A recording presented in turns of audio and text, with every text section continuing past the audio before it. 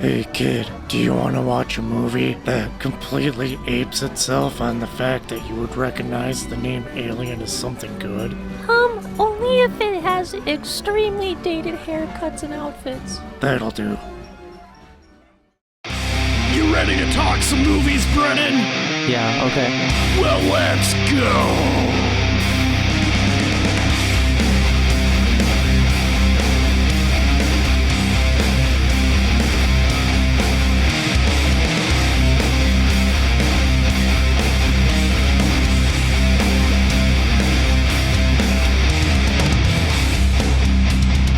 Corrupted youth! Corrupted youth! Corrupted youth! Corrupted youth! Hi, welcome to the Corrupted Youth Podcast. My name is Dan, I'm Brennan. and Yeah. hope everybody's quarantine is going better than ours. Because man, we really watched a movie. But that's not my official rating for the end. Have you been hanging in there, Brennan? It's been rough. Yeah. This Alien movie, it really did it for me. It really did me in. I don't know what to think. I don't think I can think anymore. This movie broke me. Quarantine's fine. I don't really care. Yeah, it's been going okay. Yeah. I mean, we didn't get that extra episode in like we wanted to, Yeah. but then again, there's a lot of things that we didn't get done that we wanted to. And there's a lot more time left of this quarantine, so. We'll see. We're not going to promise you anything, but if it happens, it happens. That's the best we can do. Yeah, I suppose. Man, we both need haircuts, but you know what? I'm not going to go out and protest for one. Yeah. Oh, man. We watched Alien 3000, but the thing is that this is also known as Unseen Evil 2. So we ended up watching a sequel. Which is okay, because Unseen Evil was probably not that good. I think Unseen Evil 2 is the official name that it was, since it is a sequel. Reminds me of those like Italian zombie movies. Oh, where all the names get Where the mixed names up? just be completely different. And you'd get sequels that weren't actually sequels, and then the order of everything would be messed up. Yeah, so there was an Unseen Evil that was also known as The Unbelievable. What a boring name. That sounds like it's from the 50s. I mean, The Unbelievable, it's a dumb name, but kind of better than Unseen Evil, I think. I mean, I guess Unseen Evil does fit with the premise of the monster, that it's invisible, but even then, I wish I'd Unseen Evil more like I wish I could have unseen this movie. Well, how about we just play the trailer? Somewhere in the California mountains, three friends discover a cave with an ancient secret. Hey, what's that? This is gold. Look at that, there's something down there. Looks like it's coming towards us.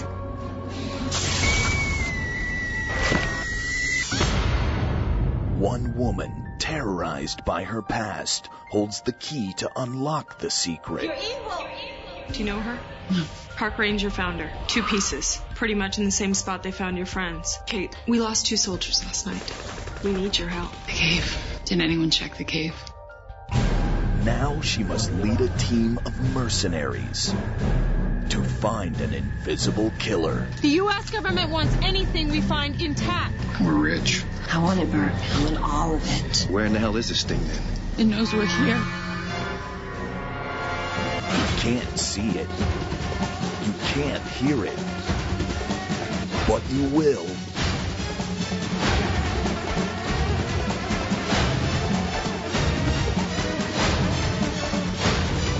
Feel it. Alien 3000.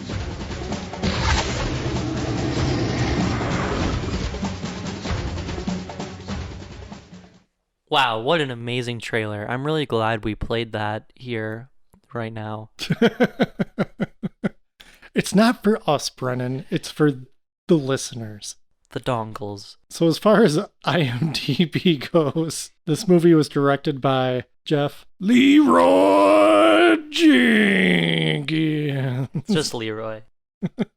Oh, yeah. Written by Garrett Clancy and Scott Spears. Oh, you know those guys. They wrote the movie. Yeah, and it stars Lorenzo Lamas, Priscilla Barnes, Corbin Timbrook. That's probably all you need to know. Yeah. You'll at most recognize one of those names. Yeah, so you're probably going to recognize Lorenzo Lamas, from the show Renegade, which was not enjoyable. When we first looked this up and I saw he was going to be in it, I was like, ugh, Lorenzo Lamas, this is going to be beanie and bad. And then you also have Priscilla Barnes, who she was on Three's Company. Was she actually? Yeah. What would she play? In this movie? Yeah, or no, on Three's Company. On Three's Company, she played Terry. She was the scientist lady at the military base. Oh, her poor career. Oh, that stinks. Corbin Timbrook, I don't know him offhand, but I do know that he was on Renegade for a couple episodes at least. They were probably just taking a break. Hey, you want to do something in your free time? Make a little bit of money. I don't know if this was I don't know if it was still on when they made this movie, but whatever. Oh yeah, the other recognizable name from this movie is Scotty Schwartz, known for The Toy. For The Toy? Yeah, the movie The Toy with Richard Pryor. I thought you meant like he made a toy. Well, he was an actual toy in some movies. Oh. Because if anybody knows his history, he got into some adult films. That's probably why he was holding a banana in one scene. Or this movie did really just like to give people things to eat or do that instead of actual character development. Like, my character's gonna chew gum. My character's gonna eat an apple. I'm gonna hold a banana. I'm gonna gnaw on a pencil. Oh yeah, that's pencil gnawing. I mean, something to make it more interesting, I guess. Let's get to the synopsis. Ooh, there's just a summary by a user. Should I just read it? Sure. This is from Neko Shiro. Thanks, buddy, for putting this up there. Otherwise, this movie would have nothing. After a series of brutal, unexplained murders in a remote forest, a rogue military unit is recruited to hunt for whoever, or whatever, has rendered the attacks. In order to carry out the investigation, they need the help of the only survivor, Kate. But first, they have to get her released from the mental institution she's been confined to since the horrific attack. That stuff happened in the first movie. That we get through a whole bunch of flashbacks. Yeah. Which just kind of summarizes everything. But that had Richard Hatch in it from Battlestar Galactica. Oh, his poor career. Oh, he never really... Never did much. R.I.P. Richard Hatch. Seemed like a nice guy. Also got John Lennon. He was running around there. That's right. You were calling him John Lennon because of his glasses. Yeah, and he had the same kind of haircut. Also dies. Why did you have to say that while I was drinking something? Oh man! Show some respect for the dead. All right, well, since this was your pick, Brennan. Okay. I guess, well, it would be hard to really do a rundown in this movie. Yeah. Because it's just like, this happens, that happens, this happens, this happens. It's like the same location the entire movie, too. Just about. So, I don't, yeah, it'd actually be kind of fast. So, okay, some teenagers in the woods find a cave after a 6.0 earthquake. Woo! Oh, after that guy was also trying to watch the girl and some dude get it on. Yeah. And then they're looking for those jackrabbits. Yeah, that was creepy. So they go into this newly opened cave and they stumble upon a large amount of gold, coins and pots and a few swords. It was very strange. When you say a lot, I think is a very small closet, just whatever would sit on the bottom of it. Would that be considered a lot? I mean, for gold, yeah. But there's fantasy swords. Yeah. It's really strange. What is that doing in North America? And what's probably California. So then, they get murdered by the monster, who is invisible and very bad looking. It's a very poor CG just mess. It doesn't look good. You can't really tell what it is. Sometimes it looks like it has spider legs or something. Yes. Something more interesting than just human legs. But it's also tiny. Yeah. But then it's also bipedal. I don't know. I honestly thought there were two monsters. I did too, and I think that they just either used footage from something else, or I have no idea. They didn't care. Or they didn't care. It was super obvious that it was two different creatures, but it's just supposed to be the one. Can it change shape? Who knows? Because it never does later. It's only in the stock footage of it running down the cave. Mm-hmm. Yeah. So they end up finding the bodies, and then they go. Then the Bureau of Paranormal Research, I think it was, which gets called something else later. Yeah, on. It gets called something different. So that totally had really bad different. continuity. They go and they find Kate, who is a sole survivor of the last invisible monster attack, and they're like, "Hey, would you help us find this cave?" You know, and she's like, "No, because I'm cursed because of the gold." Because she touched it. She touched the gold, and so she's cursed. So if she goes back, she'll die. But then she goes anyway, because plot has to happen. So then the two scientists, and then like a bunch of mercenaries all trek out to the cave to go kill or capture the monster. The mercenaries have the most character out of anything in this movie. There's like redneck guy, like trailer park guy, who talks about shooting things. Oh yeah, the guy who just loves shooting stuff all the time. I'm crazy for shooting things. And then there was the couple, the guy with the disgusting soul patch. To anyone, I'm sorry, any dongles out there with a soul patch, please change your facial hair, please. Anyway, and then his girl, Phoebe. I only know that because that's the actress's name too. Is it really? Yeah, that's never really a good sign. No. And was there any other mercenaries? I feel like there were more. There was the McCool guy who's kind of a love interest for Kate. Oh yeah. The cool guy with survivor girl from the first movie. Yeah. He has cool aviator glasses and an impossibly strong jawline. Yeah, ginger hair. Yeah, he was like the de facto leader. Yeah, and then there was also the black guy. I don't remember what he did. He was a scientist. Oh, well, don't get used to him because they really play on that trope. So at one point, while they're going there, there's two scientists, or this is before they even left, two scientists went to the cave. So they found the cave already? Just two scientists by themselves, and then they were killed by the monster? It's so confusing. There's a lot of people stumbling across this cave. Yeah. Or actually finding, because when they get there, they're like, this is the cave, and this is the gold. You know, like, yeah, and you're like, where did they come from? And then right before our team gets to the cave, another rando military guy finds it and goes in and is also killed. And they get there and they're like, oh, dead body. And then the couple mercenary, the two mercenaries go in and they find the gold and they're like, we're going to totally steal this gold. Of course. Because, you know, ooh, it's cursed though.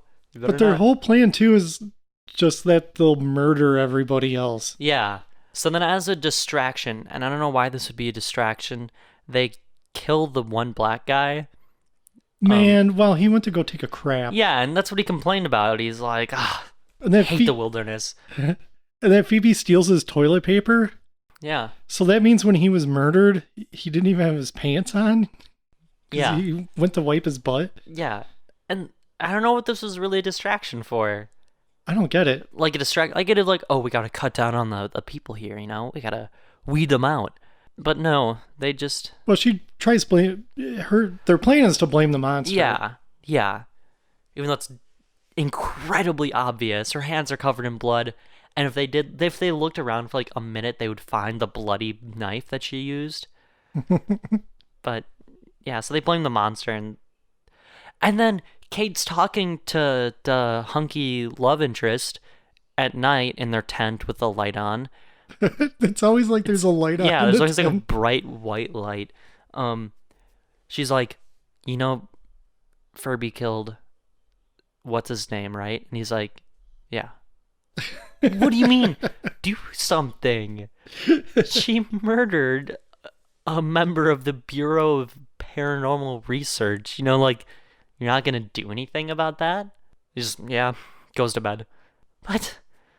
Yeah, the thing with this cave too is that they act like it's out in the middle of nowhere, but at the beginning of the movie, those 3 teenagers clearly found it easy enough. And it didn't seem like, it never felt like it was that far off, but they just tried to stretch it out to how far they had to go. And we're wandering around. We're trying to find it. Yeah. Apparently you can just find it super easy. Yeah. Very strange. Also, like, all the members think that Kate is crazy. It's like, she's kooky. But it's also like, I don't know, you're hunting down this monster. Like, you're hunting down an invisible alien monster. There's not much in the way of, like, you know, if you're believing in this alien monster, why don't you just believe this crazy lady? And if you've been wondering where Lorenzo Lamas is this whole time, who knows? It's almost like he's in a different movie off to the side. A better one. That's feels more like a sequel. Yeah. Because him and his military buddy, and I can't remember her name. We'll just call her Terry from Three's Company. Yeah. They're all hanging out together in like this war room or whatever.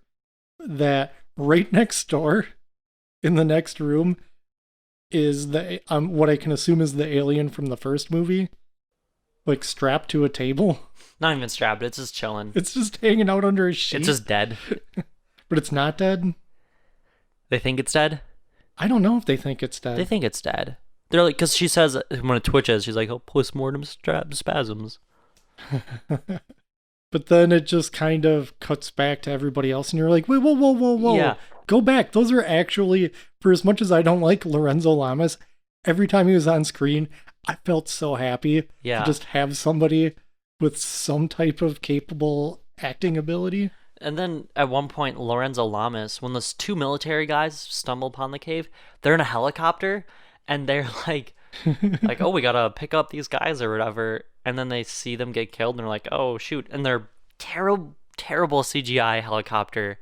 And the interior, it's like, oh my God. It's like I don't even know how to describe it. It's just like a bunch of miscellaneous buttons. It's like just a black, just like, I don't know, it almost looks like one of those like big computers that they have, you know, with all the buttons. And there's a high voltage sign on it. And then there's like a small TV just with static on it. Yeah, it's very confusing. There's not even like chairs or anything. There's no controls in front of them. They're just sitting there, and they have like, it's just kibble. Yeah, that's all it is. And there's even I was trying to explain it to you yesterday when we were watching it, but there's actually, you know, like a remote control car controller. Yeah, there's one of those just hanging out in the background. It doesn't have the knobs or anything because it's just everything's just flat black. But man, it is. That interior of that helicopter is so good. Yeah, it's so bad, it's good. Where like somebody actually thought, looks enough like a helicopter to me. But yeah, so like they just kind of appear randomly in the movie. Just for filler, really. Yeah. I really don't know what happens in the rest of it. Like, I know how it ends, but like the middle area of this movie, no one really goes into the cave again. Well, the couple go back into the cave, and then Kate catches them. Yeah. And then Hunky Dude shows up, and he's like, what the heck? Well, there's also like the whole, because they got to riff off of Aliens, because that's what this movie's doing. Mm-hmm. Totally riffing off of Aliens. And they have the motion detector, but it's supposed to be like an infrared detector. Yeah. But it doesn't matter which way the actors are facing, because when you see it, it's always coming straight at you. Yeah. On the detector. And that effect is like super cheesy, and they use it twice. It's just the same thing twice. It doesn't matter. But yeah, they're like, oh, what are we gonna do? Because the creature seems to like be like want Kate to kill her or whatever. Even though there's like multiple shots of it just walking in front of the people, like just kill them. And sometimes it's their height, and sometimes it's really short. Yeah, I guess. It's which like makes crouching down. Which makes the whole 2 alien thing even more confusing, because I don't think they really decided on anything for a while. It's mind-boggling. There's cool shots of like the footprints being made in like the sand, but it's always sand because you can't do it in dirt. It's like they're standing there and like they'll be like on grass and it'll just cut to like sand imprints being made, but it looks cool. Yeah, that's a decent effect. Yeah. But also at the same time, I've seen that on Gilligan's Island when Gilligan was turned invisible, so it must not be that complicated of an effect to pull off. Still looks cool.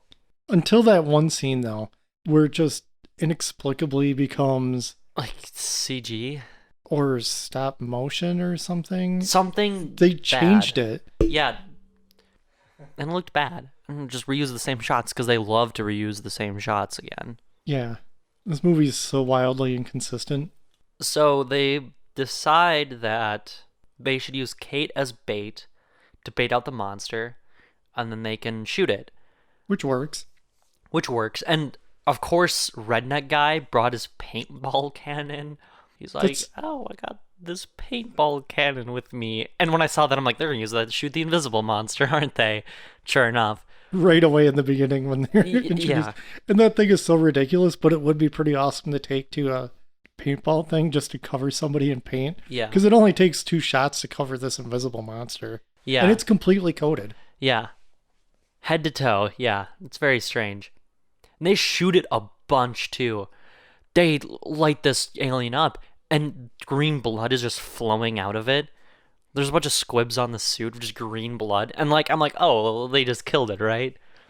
It took a headshot, too. Yeah. It's not impervious to bullets. You know, if it was like, ping, pong, ping, it's like, you know, bouncing off, I'd been like, okay, well, how are you going to kill now? But no, every bullet was sinking straight into that monster. It was very confusing. Like, but yeah, they shoot it, and then it gets coated, and then you can see it, and it's like, and then it becomes a practical suit. The practical suit, kind of cool. It's not that bad. It's kind of cool looking. I kind of like it. Yeah, I like it too. Every time it's on screen, I'm like, that looks pretty cool. I mean, I know it's a cheap movie. Yeah. So it goes running away. And then a helicopter arrives with Lorenzo Lamas and his buddy, and they're like, oh, you gotta go pick up those survivors. And then the alien jumps onto their CGI helicopter. Oh my god, it's so terrible. Hits the window, and just like on the window, it's like, ah! And they're like, ah! And then they, for some reason, crash because of that. But the view outside of the cockpit of this helicopter, to make it look like it's a helicopter, it looks like it was made in MS Paint. Yeah. It's so bad. It looks awful. Father. What? What an excellent point you just made about Alien 3000. Looking at my watch, though, it appeared to be time that we could take a small break and play a promo of a fellow podcaster that brings us great joy. I poop too much. That's great.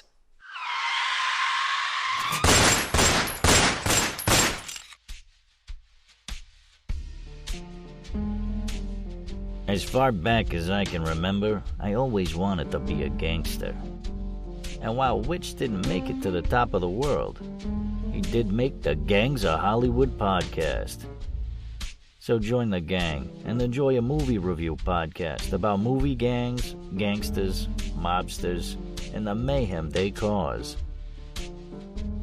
You can find GOH Podcast on Facebook, Twitter, and Instagram at GOH Pod at www.gohpod.com, as well as your favorite podcast listening app. And remember, say hello to your little friend for me.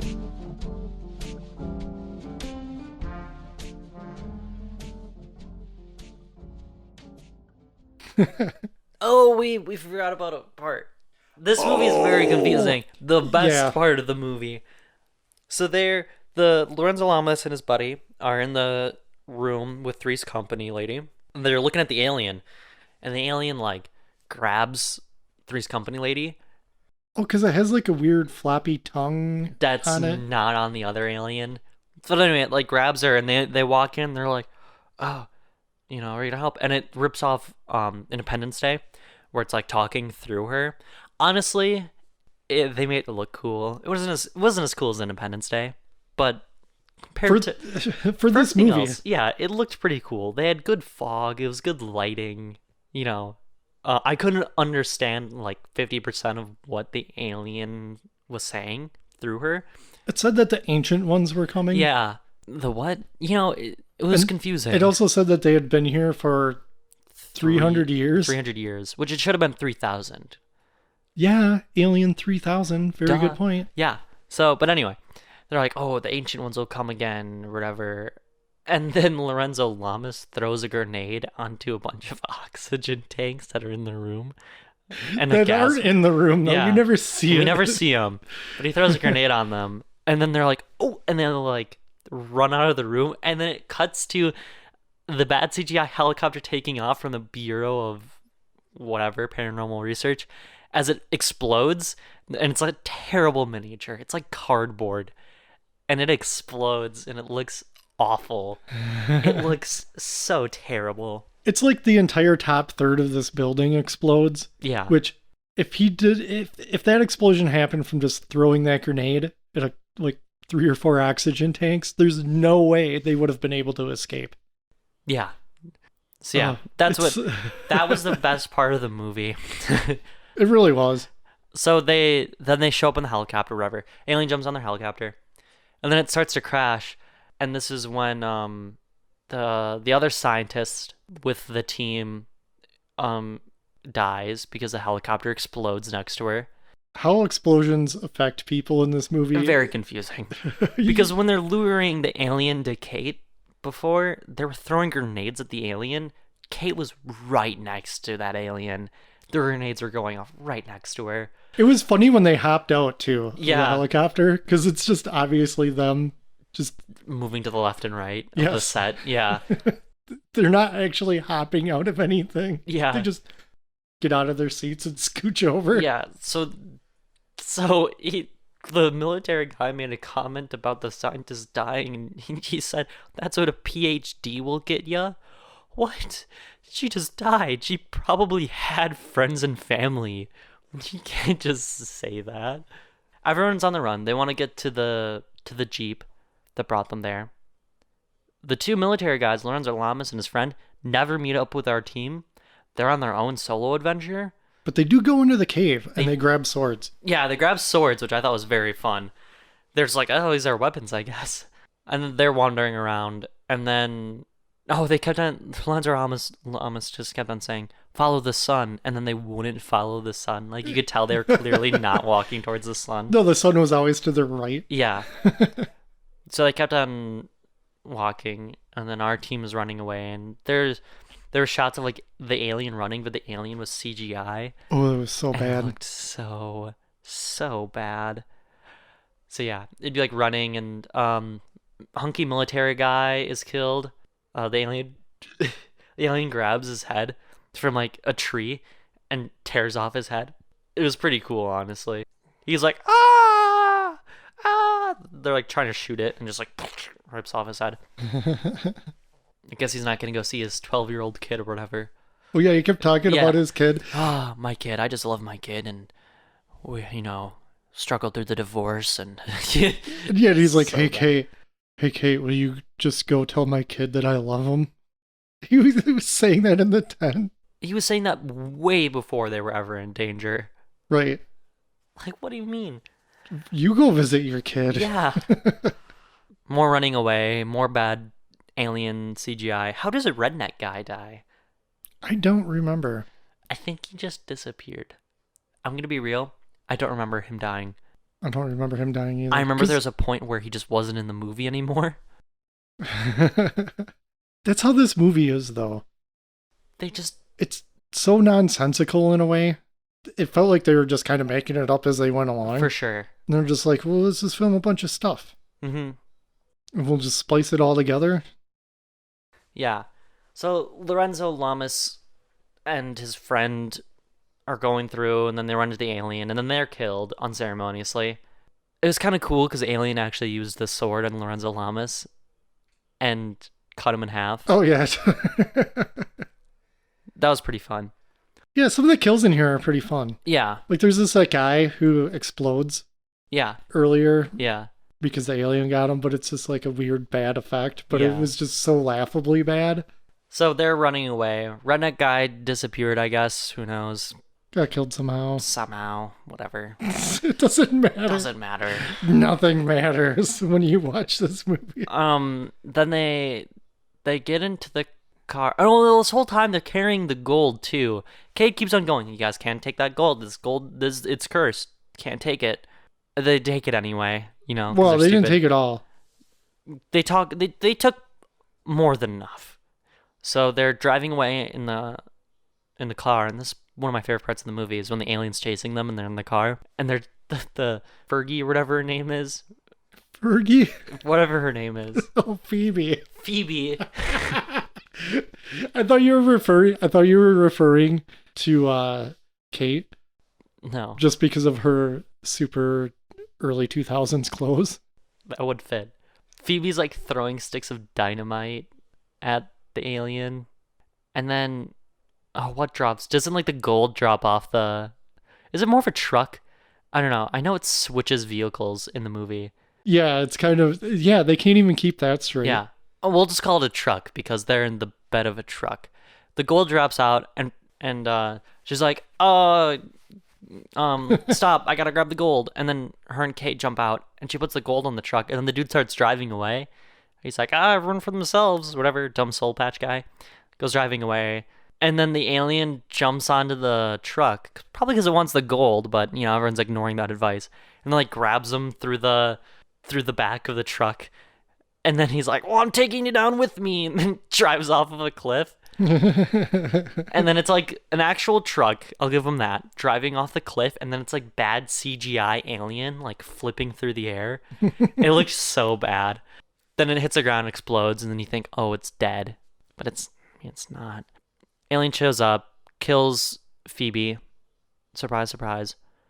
And then Kate cuts its head off with the sword, which is cool, at least.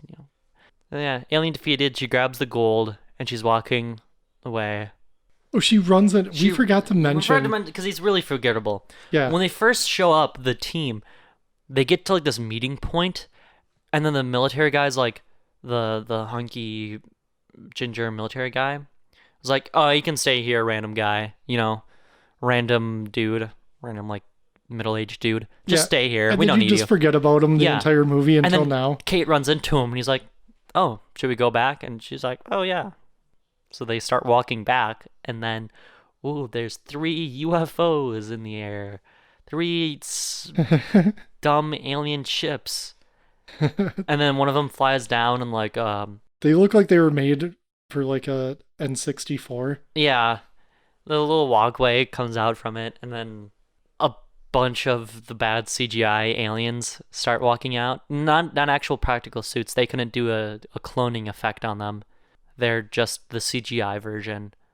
They all look a little different. Well, no. There's like 3 or 4 variants. Oh, well, some have red eyes, some have purple eyes. Some have like some gold highlights, and then they all do the same walking animation, walking out. And they just keep piling out. There's like a lot of them piling out, and then the movie ends with Kate laughing hysterically, and the weird guide dude just confused, not even scared, just kind of like, what is going on here? So the ancient ones did return. The ancient, yeah. But they just look like everybody else. Wow, this movie. Wow. This movie was a mess. Yeah, it was a total mess. What I liked about it, the gore was pretty good. When it happens. If it happens. Yeah, the gore was fun. It wasn't very good, but it was fun. This is like Mystery Science Theater 3000 quality movie. Yeah. This was definitely direct to video, but this had to be on the Sci-Fi Channel. That had to have been on the Sci-Fi Channel. Had to be. This is such a bad time for direct to video movies. Mm-hmm. Because once they started using CG, everything went downhill. Yeah, that's how you get like Sharktopus. You could have just kept like a dude in a suit. If they had kept the suit, the entire movie would have been better. Don't do the Predator. Try to do the Predator effect. Yeah. Honestly, what they could have done is they could have had the suit, and then they could have just like had 2 shots, right? One shot without the alien and the actors reacting, then one shot with the alien. It'll take a little bit of coordination to make like, the interactions correct. And then just set the layer with the alien and just turn down the opacity. So it's just like kind of translucent. You can barely see it. That would have been way better than spending all that time on the CGI. Just had a little translucent alien.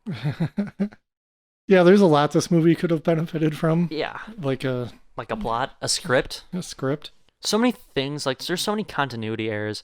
Like when they're driving, one of my favorites is when Phoebe's throwing dynamite off the back of the truck. It'll cut to a shot of the dynamite exploding. The truck is a different truck in a completely different location. Obviously different, because they're like kind of in like a mountainous region, driving on like these these back roads.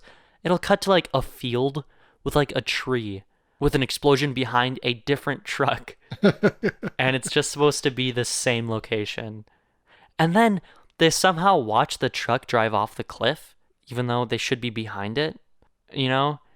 Like how they've seen the truck. And then the alien somehow gets up to them in like a minute from the bottom of this cliff. Also, the alien itself didn't really make much sense because it could absorb so many rounds of ammunition, so many grenades exploding, dynamite exploding, falling off a cliff, yet a sword cuts its head off.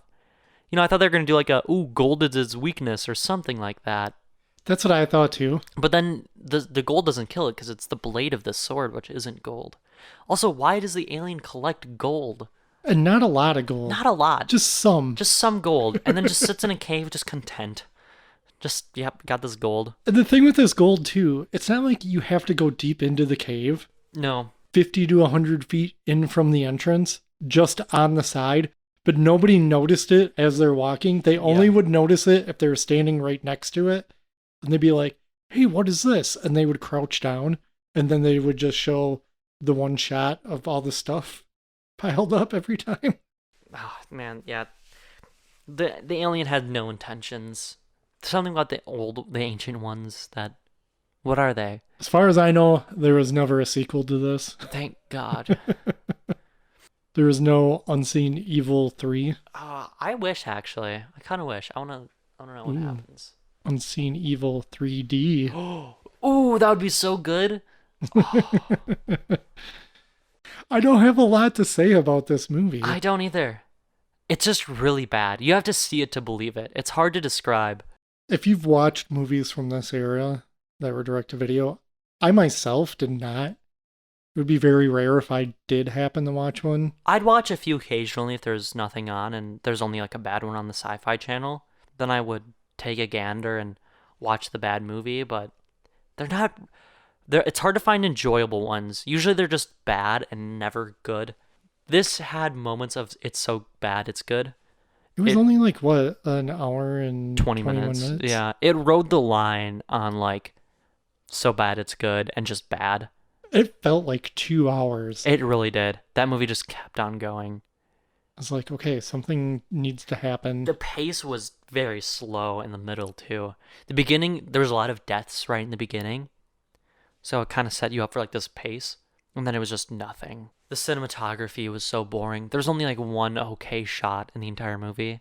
Yeah. Everything was shot just poorly and statically. A lot of shots way too close to people's faces. Oh yeah, to the point where it looked like during the editing process, they just zoomed in on them. Yeah. Like it must have been a wider shot and they just like zoom it and crop it. There's that one time where it was just horribly pixelated. It looked so bad. It looked compressed. Oh, the yeah. file Nothing was compressed a bunch of times. Definitely shot on video. Yeah, nothing really lines up. Just wildly inconsistent throughout the entire movie. And the thing is like, I get it. Making a small-time movie on no budget, you get what you get. It's hard. Yeah. I don't expect a lot. And it delivered in a lot of places where it should. Like crazy over the top goofiness and some decent kills. Which even those were just like, they're okay. Because I get a low budget movie like this. But the complete lack of a coherent story was kind of disappointing. Nothing made sense. It didn't help either that this is a sequel. Yeah. But I don't think watching the first one would have helped. No, it probably would have just made things more confusing. Probably a better movie. That's not that hard. This movie's very fruit heavy. Yes. this movie has a ton of ADR in it. Oh my, yeah, I forgot about that. They'd be like walking and then they'd just be like talking about something and the characters clearly were not saying anything. And then like there'd be like a terrible cheesy wipe to like the next shot. Like it would zoom in and then zoom out and be the new shot. And it only started doing that towards the end though. And then it'd just make a bunch of like ADR. Yeah, it would just be, here's a scene of people climbing over a rock. And they would have a full conversation while all you saw was legs. Yeah. Oh, the ADR was so bad. Oh my. This movie can't even get sexy time right. Oh, that scene was terrible. That is the worst sexy time scene I've ever seen in my life. It was trying to be funny, but also trying to be sexy, I guess. It failed at both. It totally failed at everything. The only good part was the one black scientist guy just outside the tent just shaking his head. It's like, oh God, I hate these people. Yeah, and he heard him talking about stealing that gold too. Yeah. And they just didn't do anything about it. That's a problem with this movie. Somebody learns something about story that's happening and they don't do anything about it. They're just like, whatever. Yeah. No one cares. Nobody cares. This movie doesn't care. Nothing cares. Nothing cares. The only thing that cares is the alien, and the only thing the alien cares about is its gold. And why does the alien care about its gold? Because the ancient ones are coming. Who cares? Well, Bren, do you have a favorite scene in this movie? I already said it. It's when the Bureau of Paranormal Research blows up. And the alien, the ripoff of Independence Day. Because it had cool alien suit, and it had Lorenzo Lamas. And it was shot competently. My favorite has to be when they're jumping out of that helicopter. Oh, that part's great. Anything involving the helicopter, yeah, I think is my favorite because it's just, all of it is so not good. I wonder how much Lorenzo Lamas got paid for this movie. Probably too much. He had top billing. And the whole time I was like, where is he? Where's Lorenzo Lamas? Where is he? Yeah. And I don't even like, I just kind of don't like him as an actor, but whenever he was on screen, I enjoyed it. He elevated this movie to a whole new level. Yeah. That's probably where all the budget went. Yeah, probably. I figure they had him for like maybe 1 or 2 days worth of filming. Yeah. And they just got it all over and done with. I would like to make a formal apology to Army of Frankensteins. Oh, man. Yeah, I agree with you on that. Army of Frankensteins had a lot of creativity. It did. Know? It had a coherent plot. It had a fun ending, you know? Like, I look on that movie fondly. We bring it up enough on other episodes where it's aged like a fine wine. Yeah, it truly has. You know, I thought that was a bad movie, but after seeing this, I now know what a bad movie looks like. Yeah, I think we were just a little too excited. We were a fresh new podcast. Yeah, we're like, oh, this movie stinks, doesn't it? And we didn't get to appreciate how much fun and interesting work was put into Army of Frankensteins. Yeah. I might just watch it again for fun. Yeah. Just I also feel bad because that director tweeted us back about the movie. Oh. Okay, we can't always bring that up. That's not our one claim to fame. Yeah, well, it's the most we've got. Probably the most important piece of feedback we've gotten that has not come from, like, Pete Quint. How would you rate this, saying the word movie? Man, that depends on a lot of different factors. Yeah. Alien 3000 is a movie. I'd say Alien 3000 is a movie. I just wasn't sure if the mic would pick that up. That's kind of the point. There's something there. I mean, but would you recommend it? I'd only recommend it with friends. Someone to make fun of stuff with, but even then, I don't know, skip to the action. So I guess I probably wouldn't recommend it. Skip to the action. Like, who's gonna watch this movie and just be like, well, I just want to see the cool bits? Well, because the cool bits are funny. It's like the end with like when they start showing the CGI alien a bunch, that's when things get better. But the rest of it's kind of boring, just ill acted. I agree with you that you should watch this movie. If you do, if any of you dongles out there decide to actually brave it, watch it with somebody else. Yeah. Otherwise, it's not going to keep your interest. No. It's going to not be fun. I was roaring with laughter just because I knew somebody else was witnessing what I was witnessing. Yeah. You have to see it to believe it. That's what made this review kind of hard. Because it's just so strange. It's bad. I don't know if it's so bad it's good. Parts of it are. I agree, parts of it are. But overall, meh. So, don't watch it alone. Otherwise, it's going to be bad. Am I an embarrassment to you? No. Okay, good. Hopefully to yourself. Okay, well, I think that wraps it up for Alien 3000. Give us some feedback. Let us know. What did you think of Alien 3000? How did your family react when you saw it in the theater? How did the world react? Oh, this never came out. What was in your the theater. small town's reaction? Were the theaters completely sold out? How many action figures, and I said how many action figures of the Alien do you have? Because I know you have at least one. Me, personally, I have 4. They never made them. And I actually have the Ancient One saucer. It's great. It's pretty big. It cost me about $60. It can fit, I don't have that many, but it can fit like 20 Alien 3000s in it. Write in if Alien 3000 ever ruined your marriage. Did your wife find out that you watched this movie alone? And write in if Alien 3000 made your marriage. Ooh, yeah, let's hear some of the nice romantic Alien 3000 love stories. Mm-hmm. We don't want your erotic fan fiction, though. No, I got enough of that already. I'm writing my own right now. Well, I almost just ruined this entire podcast by pretending to type on the keyboard, and we're back. Everything's okay. I almost deleted everything. Oops, never gonna do that again. Almost deleted an entire episode of the podcast making a joke about Alien 3000 fanfiction. This would not be worth it.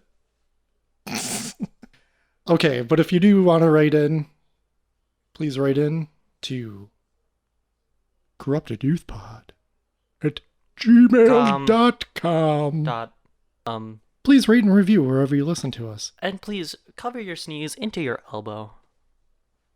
Wear a mask outside. Don't protest. No, it's not worth it. Stay inside so we can get this over with. You're just making it longer. Oh. Stop putting more vegetables on my plate. I don't like them. Anyways, rate and review wherever you listen to us. We're on Spotify, our home of Podbean, Apple Podcasts, wherever else. I'm sure they just spread it around like Johnny Appleseed, just without all the crappiness of Johnny Appleseed. Yeah, he just did it to steal everyone's land. What a jerk. We're doing it to spread podcast love. Also to steal your land. Watch out. Brennan's outside with a shovel. He's just going to dig it up, and he's going to load it into a cart, and he's going to haul it off. Okay. Bye. Special thanks to our listeners, the Dongles, and our fellow podcasters for their support. Thank you. Hang in there, Dongles.